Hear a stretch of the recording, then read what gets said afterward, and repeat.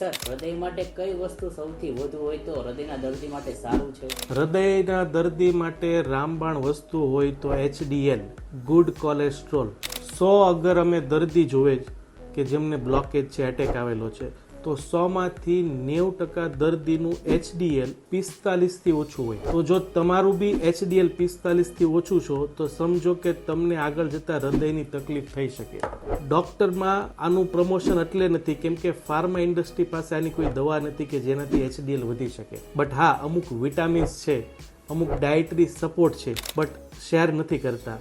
તો હું મારા ફોલોવર્સને આજે ફ્રીમાં એક એવું PDF શેર કરી કે જેનાથી તમે ઘરે બેઠા HDL 2 મહિનામાં વધારી શકો. એના માટે જસ્ટ એક વસ્તુ કરો, કોમેન્ટ કરો HDL. ઇમિડિયેટલી PDF શેર કરું.